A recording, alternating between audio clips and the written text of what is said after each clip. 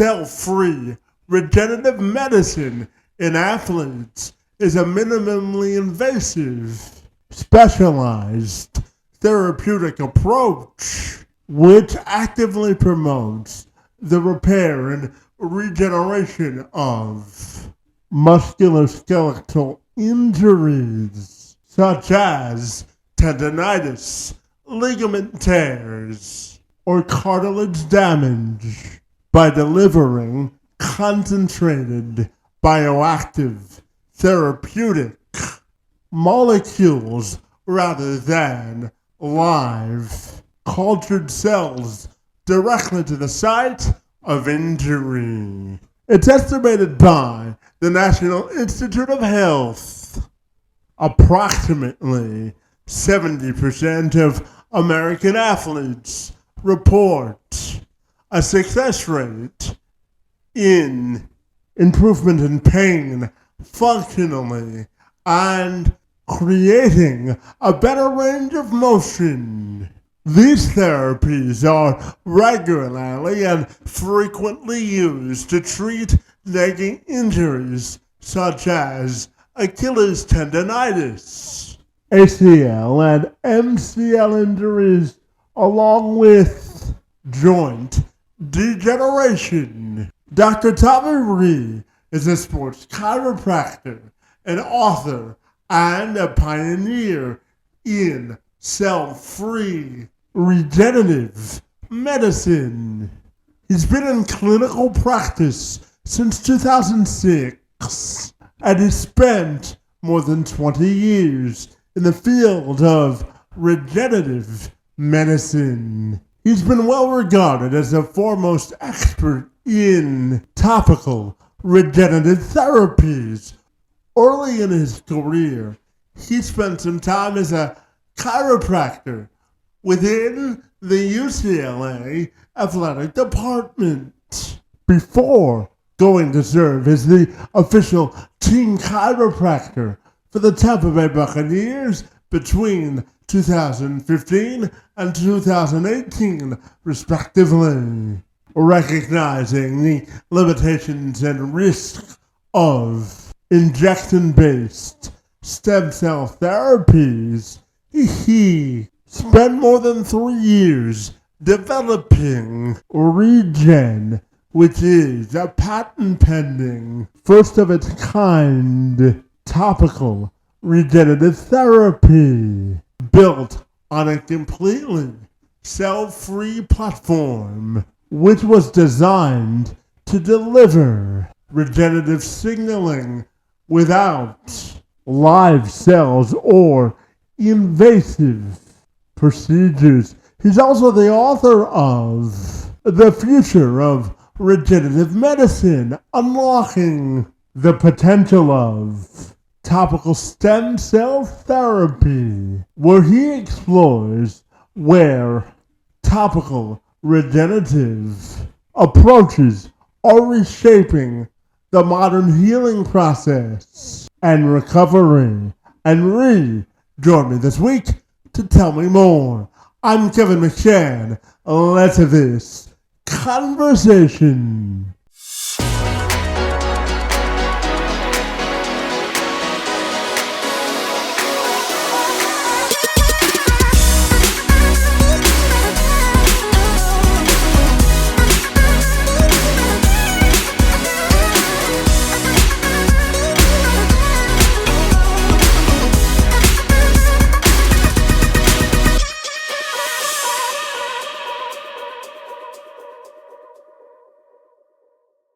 Tommy, if you're ready, I'll take a moment to welcome you to the program, and I'm super excited to learn about your journey in sports medicine with the Buccaneers and everything in between. Great to see you, and happy Saturday morning to you, my friend.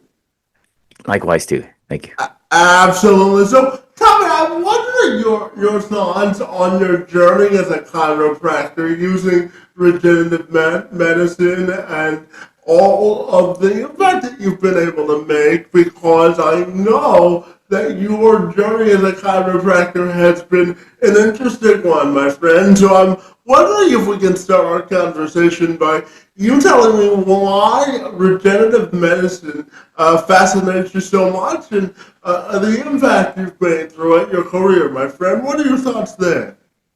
Well, as a sports chiropractor or chiropractor in general, it's about the body's own ability to heal itself, right? So our job is to get the body in the best position, best alignment, best soft tissue, so then you're able to perform at that high level. So when you start thinking about regenerative medicine and recovering from like a workout or injury, you're looking for the best tools you have out there. So again, you want the best type of information to get into your body. So then when you start looking into what stem cell, what's the mechanism? What does it really do? So then you understand that right now these cells are not turning into your cells. It's impossible, right? You're looking at just basic biology of their chromosome and our chromosome not matching up, right? You can't duplicate that.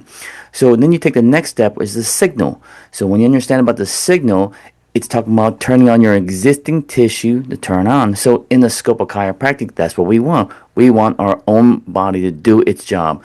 So that's why it started blending well when it comes to regenerative medicine, stem cell therapy, and chiropractic and sports.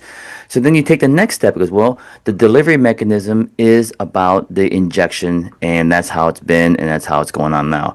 Well, if you understand about the signals and the cell-free, molecules, then you understand it's a smaller type of diameter. Now you have the ability to get it through the skin with a transdermal agent.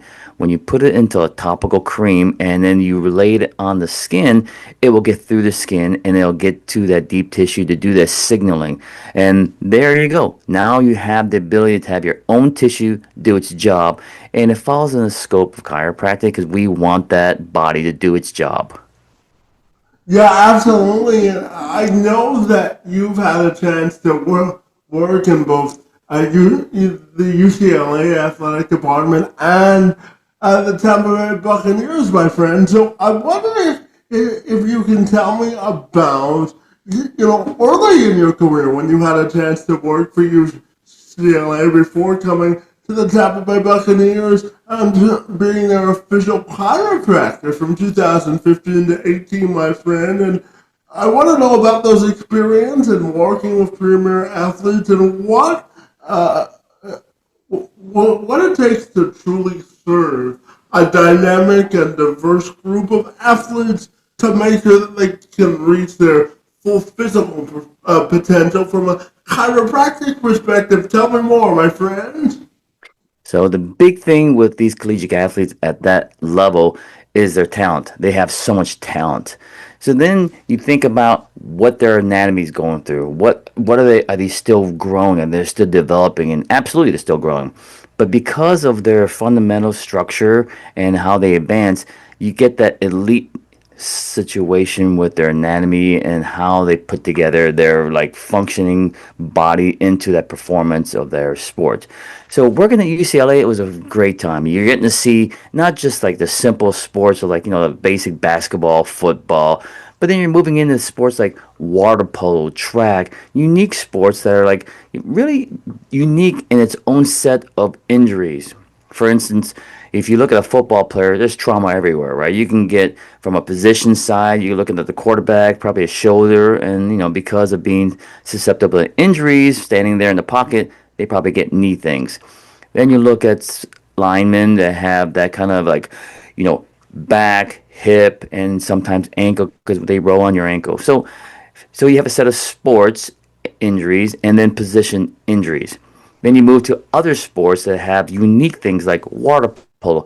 Water polo, you would think that they would have something with their shoulders. Yeah, they have a little shoulder, but really their issue is because of the way they kick and they tread, they have that injury that's repetitive in the sense for their IT band, so they call it the IT band syndrome. It's on the side of your thigh that goes from the hip all the way down to your side of your knee, and it gives you that pain down your knee. So then you go into other sports like basketball, soccer. You see all these unique injuries based on their sport and their position. So it was fun working with these guys. And then the neat thing about as you see them develop, you start seeing their quirky injuries, and then you get them to do their type of rehab or whatever I do. And then the great thing about that is that their performance reflects on your ability to get them back. So it's a great feedback. So it tells you that, yeah, what I'm doing is correct instead of like, oh, maybe I'm guessing the wrong way. So it was a very enjoyable path to have. Yeah, absolutely. And what about working in the NFL and some of the stories? I'm sure you've heard a lot of stories throughout the course of your career about why those athletes need your chiropractic assistance. So tell me about working with the Buccaneers and working with the most premier of athletes at the NFL level. What do you think people would find fascinating to know, my friend? You know, working with like a professional team, it's business. It's not like a weekend trip like to Vegas or somewhere like exotic. It's business. And it's a route of Saturday morning flight or Saturday afternoon flight. You get there, you check into your hotel, you go through meetings, and then up early in the morning for that Sunday game, and you're prepping everything up. You get the team and the team player, everybody ready, and then you play the game, and then you just turn around and you fly home. So there's no real like luxury in the travel except for maybe when you're in the stadium, but still work. Everything is work. So I think the big misconception is that when people say, "Hey, I'm going to see," like let's say we're playing Philadelphia. We go up there. You don't really enjoy Philadelphia, the city, like people think that you should. You're basically going there for business and turn around and coming right back. The minute you finish the game, you shower up, you get on the bus, and you fly out. So you're sort of like always uncomfortable. You're always in that business mode of just doing your job and getting back. So I guess the big thing is that people think it's like a fun trip, and not really, especially when you don't win. When you don't win, it's a rough time there. So I guess the big thing with the NFL is that you have to keep in your position of being professional, staying acute to what you are supposed to do. Yeah, absolutely. And I'm sure when you lose, those plane trips home aren't as fun, right? No, no, especially those long flights. It's ugly.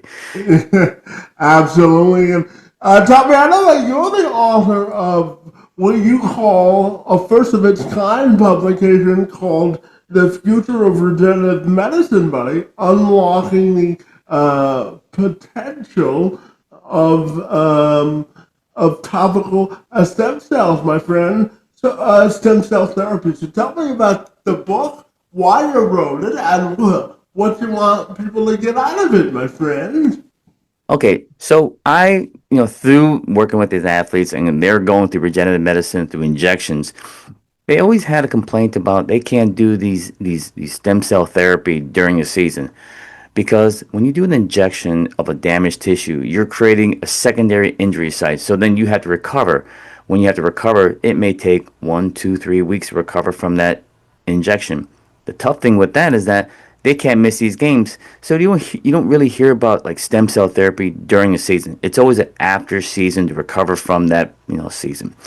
So that's the void right there. So then I developed a topical stem cell cream that does the same type of information signaling as the injectable, except for now there's no downtime. So with that, I had to basically go out there and educate people on these things. So, because of the necessity of like same questions being asked and I have to answer the same way, I said, hey, let me make a shortcut here. Let me write a book. And I wrote the book because of those questions that they may have about stem cells, where they're from, what are we going after, and what are the signals, what's like the terminology like extracellular vesicles and these signaling molecules that we're trying to get into our body to do its job to turn on our existing damaged tissue. And the neat thing about that is that because of these athletes getting better, now you trickle down to civilians, and these civilians with like arthritis or repetitive injury or something that they're having a hard time healing. Well, they work the same way. So that's what the fantastic thing is, that from the professional world all the way down to civilians here, it works in all degrees.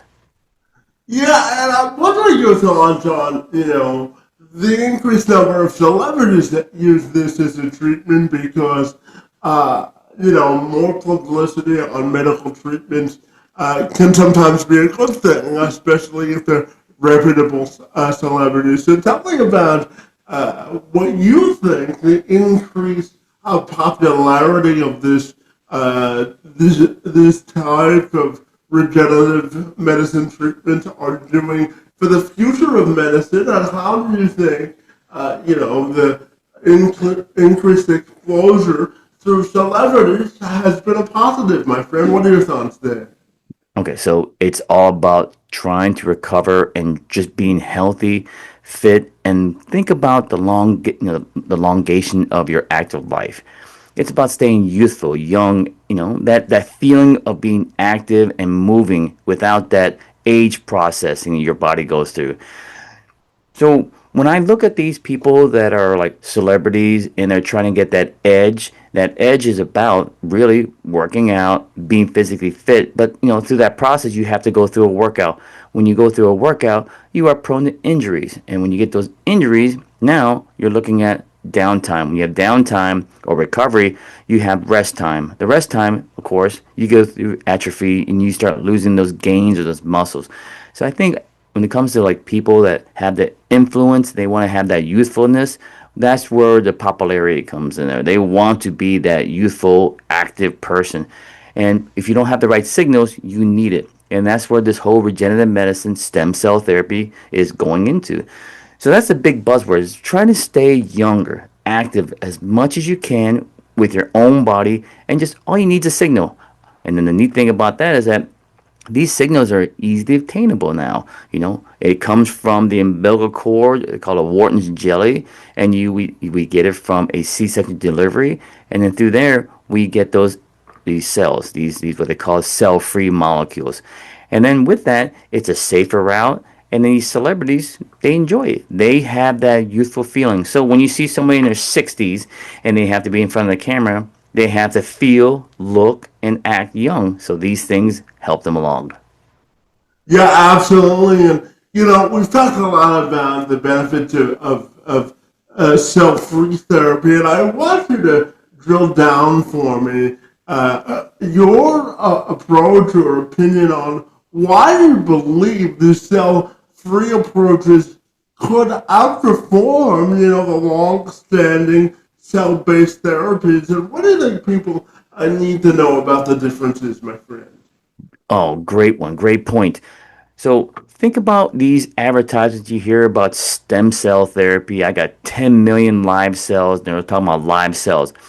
Well, live cells are basically it's a cell. Remember in biology they would have this thing called a nucleus, and a nucleus would contain chromosomes and DNA. So the thing is that DNA is supposed to meant to do something, right? If you don't get the right type of cell that you want, you could turn into something like, for instance, let's say you're targeting a tendon with a tendon issue, and you get these DNAs that are supposed to turn into something else. I don't know, maybe like a hair follicle or maybe some type of skin or something else. Well, you're getting that information, and once it gets in your body, it's going to do something to replicate its cell's purpose instead of your cell's purpose. So that's the misinformation that people don't understand is that DNA you really don't want that in your body. What you want is the information, the cell free that has no nucleus, no DNA. That's basically just the information. That's why you're hearing these buzzwords of like peptides and cytokines and proteins and information that you want that just gives you the ability to tell your own existing tissue to do its job instead of having this whole cell that has a nucleus and everything it's involved that may duplicate and replicate into something you don't want because that turns into that tumor world. You don't want that type of tissue. So that's a big difference with the cell-free versus this whole, live cell therapy. Yeah, absolutely. And Tommy, I want to talk about non-invasive regeneration and really the next frontier of longevity and biohacking, my friend. And I know that you think that topical and uh, trend strategies fit into modern performance medicine, my friend. So I'm wondering if you could tell me about your thoughts on non-invasive regeneration, my friend, and the next frontier of longevity and where you think that's going, my friend. What are your thoughts then?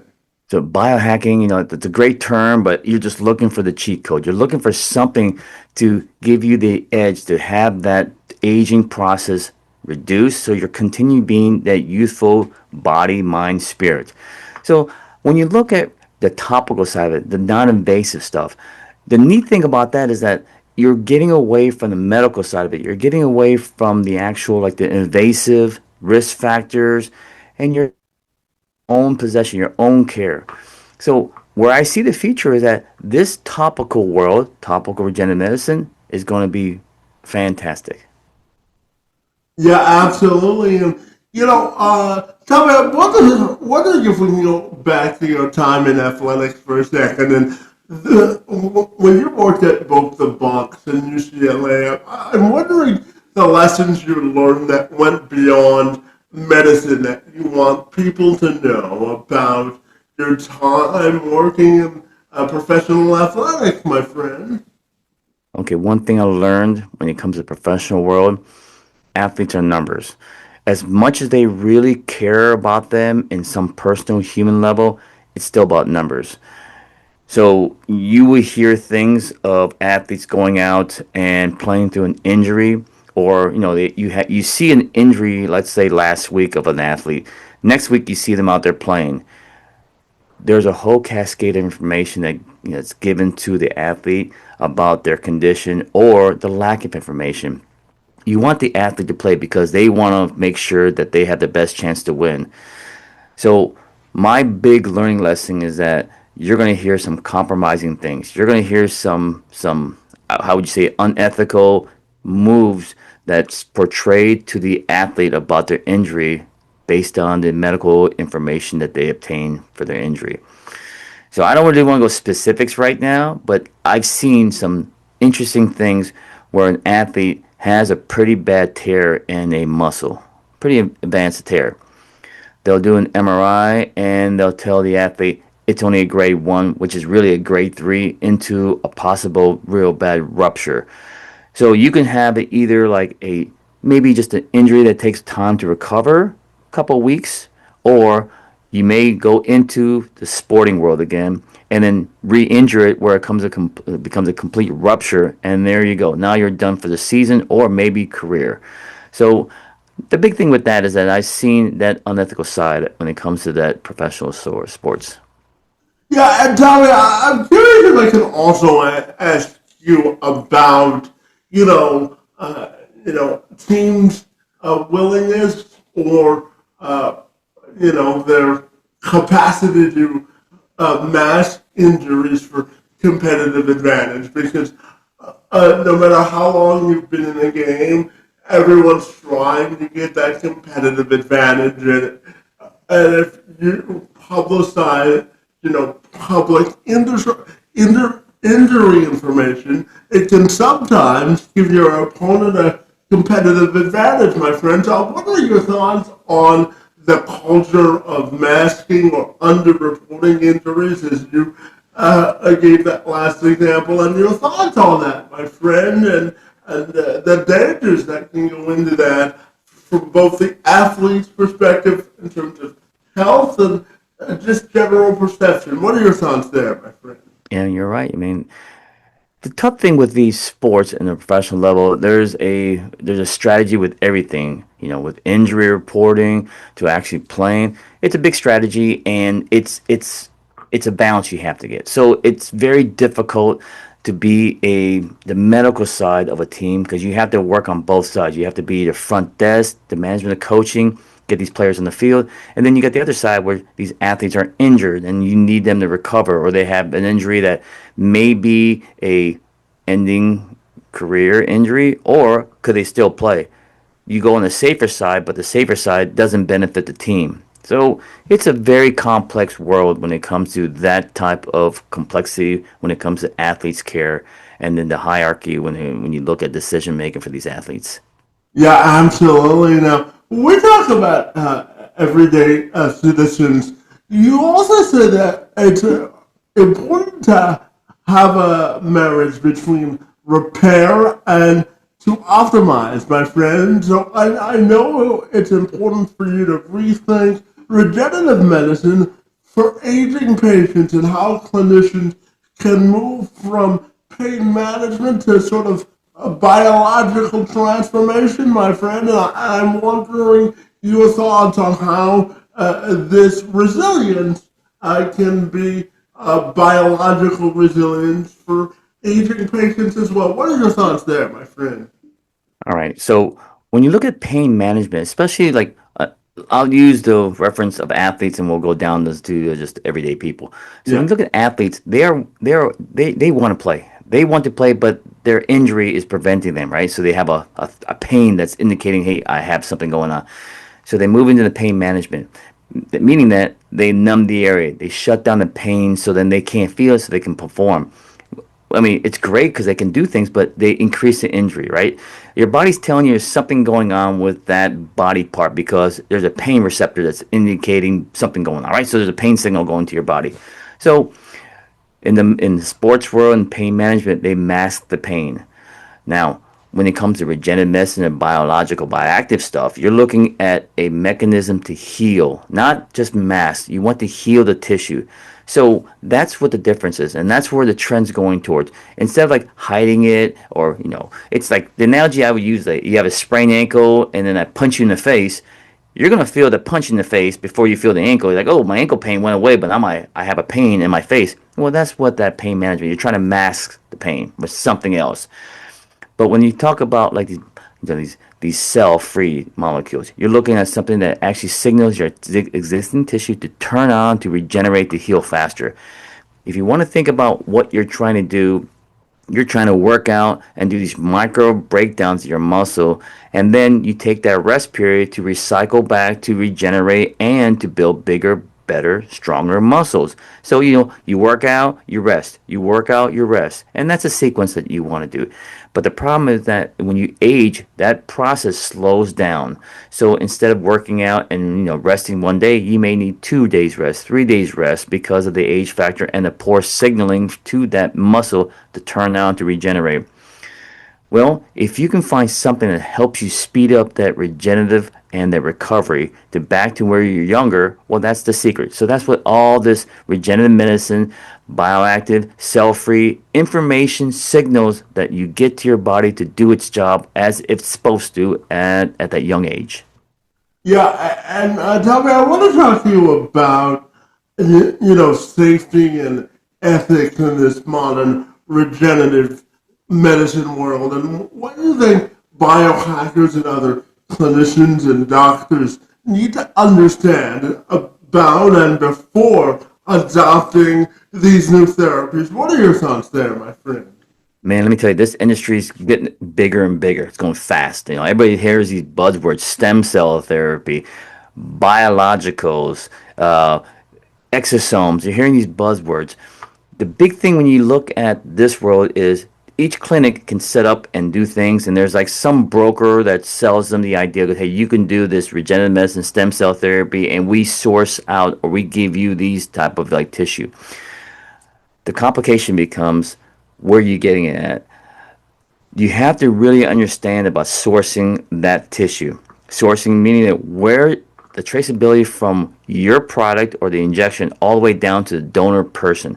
You've got to have that ability to get to that person, because that person is where you're getting that tissue from. So if you can't trace it back, then you're gonna have to question, because where's this tissue coming from? Could it come from a cadaver? Could it come down from an animal? It could come from anywhere. And the worst thing about it, the FDA really doesn't regulate this industry right now, because this industry is based on experimental research, and it has its rules to do the actual research, or its you know how would you experimental type of treatment, but you cannot harvest the tissue. So when you hear somebody says, I'm going to take your tissue, put it in the petri dish, grow it, and re-inject it, well, you can't do that. So there are companies that have started that, and you're going to see these things come about and shut things down. So my only concern is that the sourcing and the traceability of this tissue. Yeah, you've got to do your research before you do medical procedures for sure, my friend. And I'm also curious, Tommy, to get your thoughts on the statistical data from, a position statement from the American Medical Society for Sports Medicine that reports that approximately 25% of people do not progress with, standard care for, muscle injuries, my friend, making them candidates for regenerative medicine. I'm curious on your thoughts on those findings and why you think that. Let me rephrase this. How you think traditional medical treatments can be supplemented by the cell-free therapy, my friend? What are your thoughts there on those findings? What do you think people need to know? Well, I mean, there's a lot of factors when you look at muscle and just trying to heal the muscle, regenerate the muscle. So there's a lot of factors in there. Could be age, could be the side of trauma. But if you just take the generic side of things and you understand about like as we age, we start doing this. Our body always, after puberty, our body always goes through this process of 1-to-1 ratio. The ratio is a cell. Destroy a cell, rebuild a cell. Destroy a cell, rebuild a cell. So the more you destroy, the more you rebuild, right? 1-to-1 ratio. As we age, we start declining that ability to rebuild, So then we destroy, you know, 2 cells, you only rebuild 1 cell. So you start losing that ability. You need that signal. So that study that you're quoting, that may be from an elderly or an older patient that doesn't have that ability. So they go through a thing called sarcopenia, where you start losing muscle, you start going through atrophy. Well, you need that signal. You need a signal that tells your body, hey, get back to that 1-to-1 ratio and regenerate. And that's why they probably suggest to go into that world of, regenerative medicine. Yeah, and Tommy, I'm curious to ask you from a personal perspective, what was the best part of working with athletes from a personal perspective, whether you helped them prolong their careers, improve their physical, mental, or psychological health, or just a moment that you wanted to share with me in terms of your best moment working with those athletes, my friend? Okay, the best moment I have that reflects what I do was an athlete, big track star, came out of FSU, Walter Dix. So in college, he was probably like NCAA champion in the 100, 200, several times, and then went to the Olympics his senior year and received a bronze medal in the 100, 200. But the problem with him is that he had chronic hamstring issues. He always had a problem with that. So when he graduated, he is now from Tallahassee, Florida, coming down here to Tampa, Florida to train. Their team contacted me and talked about his problem and his concerns. So, because of that hamstring issue, it took a lot of special therapy to take care of that. Because you look at these track athletes, they are doing something that's unusual than other sports. Other sports, you're playing multiple plays, multiple runs, so you can kind of let up, you can push. You don't have to go 100% every single play or every that one shot. When you look at sprinting is a very violent one, like almost like a one max rep. You're trying to destroy your body for that distance, 100 meters, 200 meters. So that's why, because of his speed and his strength, his weakness was his hamstring. So when I started working with him, we were kind of working with the biomechanics side of it, but really looking at the soft tissue and understanding what his compromising areas were, and we worked on that. Because of that, we saw his 2010 doing well, but then when 2011 came up, he did excellent. He performed, yeah, he performed great. He did, they call this the Diamond League in the Euro track world, where he was the leader and the winner of that 100, 200 Diamond League series. And he became that athlete that could push himself without injuring that hamstring. So that period of time, he was very much injury free with the hamstring. So my satisfaction was seeing him doing those wins, outperforming what they expected in the past because of his hamstrings. And the best thing about it is that now you know that what I'm doing is the correct mode and it's produced by his results in the race. So I enjoyed that.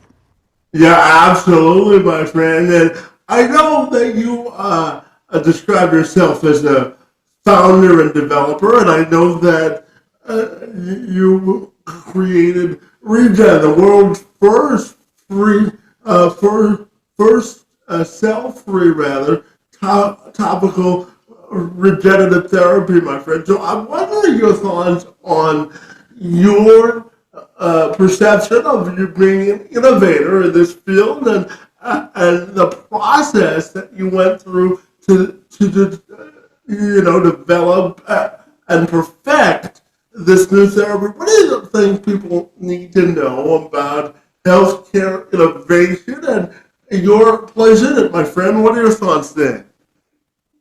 Well, when you're let me tell you something about me. I'm always a different thinker. I'm that person. I don't know if it's because of my situation of having dyslexia or ADHD. Maybe that's what set me apart from other people.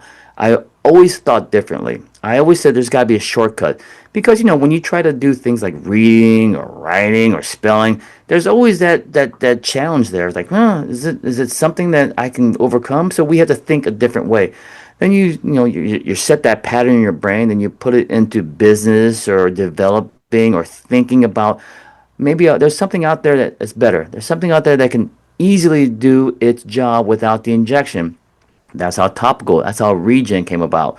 So because of that point of athletes saying I can't do this during the season, I said, hey, let me develop something that you don't have to have a needle. So with that, it was a lot of like R&D and mostly talking to other like athletes and seeing what's going on. And then once I found out what I have here, then I applied it on a quarterback to help me fine tune it. So that this NFL quarterback, he had Achilles tendonitis. And it was probably a grade 3. It was pretty severe, but he had to do this kind of like regenerative medicine during a season because he had his little variables of contracts and his season starting, and he can't do this injections.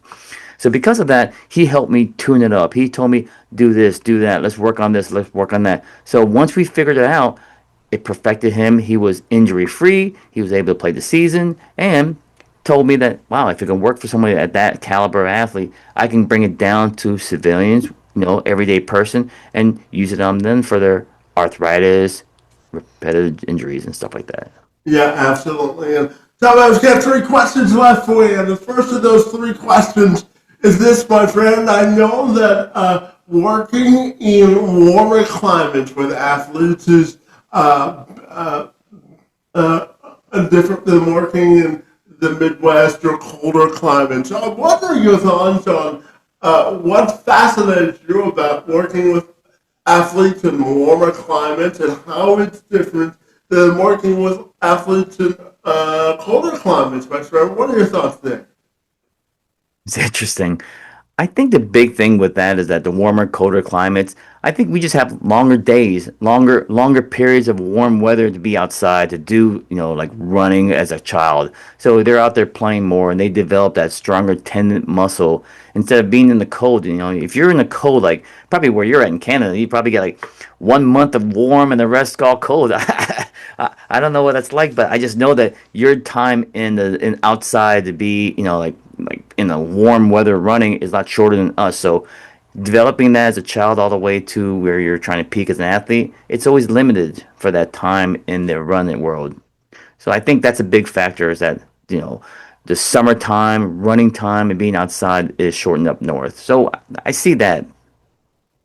Yeah, absolutely. And tell me, what are your definition of what it means to be fully included in society, whether it be athletes or in societal inclusion and the importance of including and mentoring people because as we come to the end of January, it's a National Mentoring Month, my friend. So, what are your thoughts on mentoring, inclusion, and how they're interconnected, my friend? Very important. I think mentoring, especially my age, I'm 58.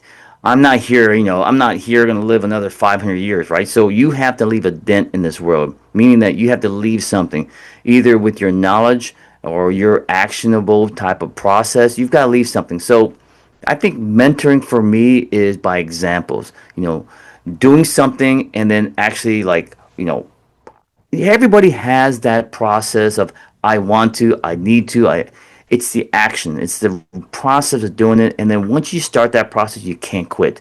So I think that in my world, if I'm saying something and they see me doing it and there's no like stopping or quitting, my mentorship, I feel, is that in the action, they visually see me doing things. And if someone has a question, absolutely. Now, as far as inclusion, I'm all about inclusion. Everybody needs the opportunity to start. Everybody has that opportunity. It's what that piece that you're missing is. If that person has that piece of hard work, determination, a goal, and they set it and they continue on, they'll pop out. Not everybody can do that. Not everybody has that strength, that inner strength to become that person. So there's a natural weeding out of that. So again, I think that everybody has that opportunity and everybody can take advantage of that. But the tough thing is that they want to skip that journey. They want to skip that learning process. They want to go back to the top. And that's what's tough. Because if you don't get those lessons in life, you don't become that person that can really help people out too, because you don't know what it feels like to be that person or where that person's at in their stage of life. We also spent some time in the armed forces in the U.S. Navy as a U.S. Navy aviator. So, before the end of our conversation, I asked him why his military service was so important to him and how it impacted the way he's lived the rest of his life. You know, there's a small picture up there of me in the military. Like, we're lined up there, and it's my squadron. So it's everybody in the air crew world, lined up. So I guess that's the best picture I have out there. Of course, I love Yeah, my kids and stuff. I love my kids and stuff, but that one is my favorite. absolutely. So, just quickly tell me about your time in the military and how that shaped you, my friend. Man, the military was the biggest stepping stone in my life. That straightened me out. That put a little kick in my butt per se. I was a tough, dumb kid in high school that was thought that he's always right. Everybody is everybody's wrong. It's not my fault. And then when you get in the military, you quickly learn. You quickly learn what is the whole world all about. And then with that, it taught me how to learn, study, take little victories, don't take the big chunk in life, and then work your way to the process of your goal. So, love the military. I think that everybody should go in the military, especially if you're lost in the world and you think you know everything at age like 17, 18. Go in the military. It'll wake you up real quick. And there's so much good that comes out of the military. Not during the process, because nobody enjoys going in the military. Like for instance, I flew in the Navy, right? So it was fun, carrier base and all that stuff, catapults flying around doing missions. But you're still on the ship, right? Carrier for 6 months. Sometimes you don't see land or don't pull into land for 100 days. So it's awful.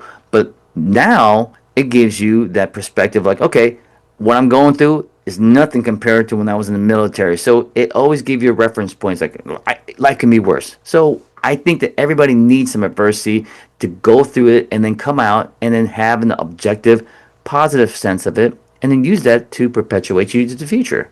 So that's what I loved about the military. Tommy, my final question for you this morning has to do with legacy, my friend, and how you want your personal and professional legacy to be defined. What are your thoughts there, my friend?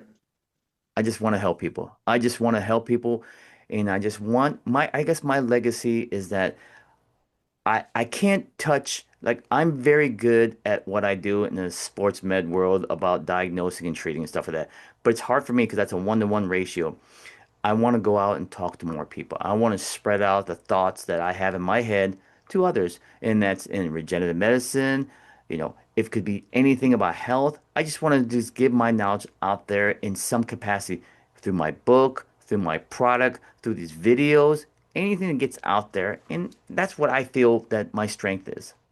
Well, absolutely, my friend, and I hope that this podcast conversation has given you another platform to do that. And I want to thank you for your hard work and dedication to, your innovative approach to regenerative medicine and for joining me to engage in conversation about this important topic. I want to thank you for being here and for engaging in conversation. It's most appreciated, my friend.